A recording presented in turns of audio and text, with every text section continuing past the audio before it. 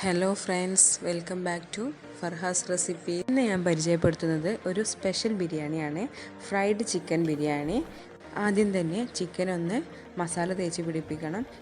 മസാല തയ്യാറാക്കാനായി ഇവിടെ എടുത്തിട്ടുള്ളത് മുളക് പൊടി, മഞ്ഞൾപ്പൊടി, ഇഞ്ചി വെളുത്തുള്ളി അരച്ചത്, 1/4 ടീസ്പൂണോളം ഗരം മസാല,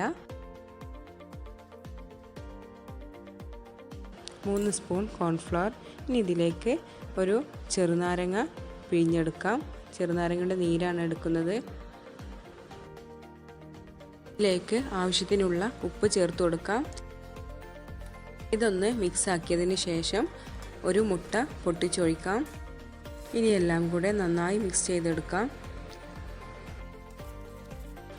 മാരിനേറ്റ് ചെയ്യാനുള്ള മസാല റെഡി ആയിട്ടുണ്ട്. ഇനി ഇതിലേക്ക് കഴുകി വെച്ച ചിക്കൻ ഇതുപോലെ വരിഞ്ഞെടുക്കണം. വലിയ പീസുകളാണ്, അപ്പോൾ ഉള്ളിലേക്ക് മസാല കയറാൻ വേണ്ടി ഓരോ പീസും വരിഞ്ഞെടുക്കണം.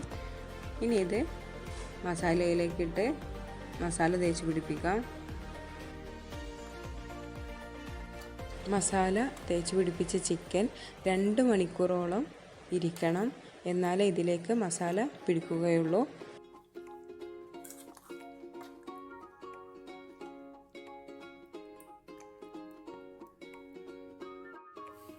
രണ്ട് മണിക്കൂറിന് ശേഷമാണ് ഇതെടുത്തിട്ടുള്ളത്. ഇതിൽ നന്നായി മസാല പിടിച്ചിട്ടുണ്ട്. ഇനി ഇതൊന്ന് പൊരിച്ചെടുക്കാം. ആദ്യം ഒന്ന് എണ്ണയിൽ മുക്കി പൊരിക്കാം. മീഡിയം വേവായാൽ ചിക്കൻ പീസുകൾ മറ്റൊരു പാനിലേക്ക് മാറ്റി ഇരുഭാഗവും ഒന്ന് മുരിപ്പിച്ചെടുക്കാം.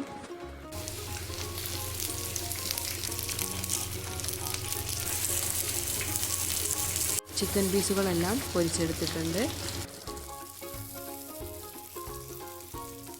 ഇനി ബിരിയാണിയിലേക്ക് ആവശ്യമായ സാധനങ്ങളാണ് കാണിക്കുന്നത്.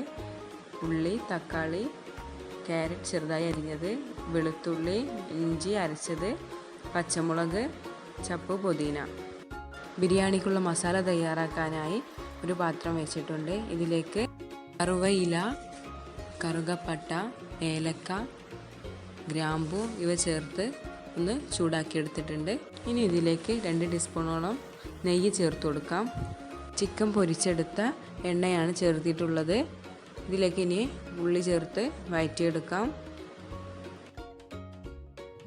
ഉള്ളി ഒന്ന് നന്നായി മിക്സ് ചെയ്തതിന് ശേഷം ആവശ്യത്തിനുള്ള ഉപ്പ് ചേർത്ത് കൊടുക്കാം. എന്നിട്ട് നന്നായി ഇളക്കി അടച്ചു വെച്ച് വേവിക്കാം. ഉള്ളി നന്നായി വഴന്ന് വരണം. ഉള്ളി നന്നായി വഴന്നതിന് ശേഷം ഇതിലേക്ക് അരച്ചു വെച്ച ഇഞ്ചി വെളുത്തുള്ളി ചേർത്ത് കൊടുക്കാം.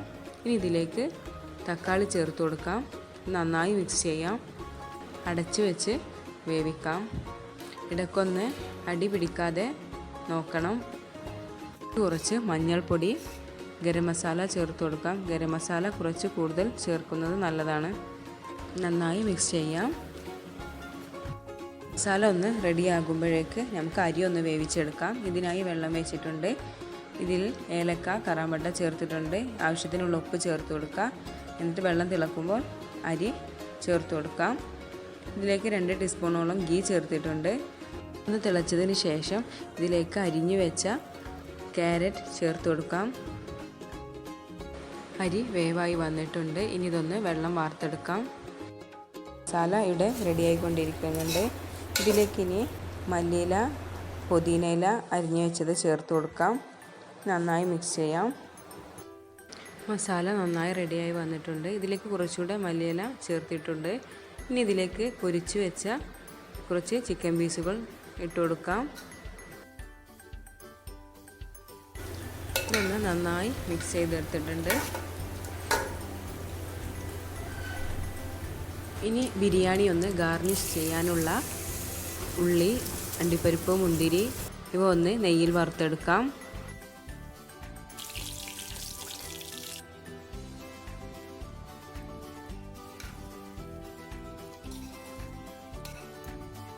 ഇനി മസാലയിലേക്ക് വേവിച്ച് വെച്ച റൈസ് ചേർത്ത് കൊടുക്കാം.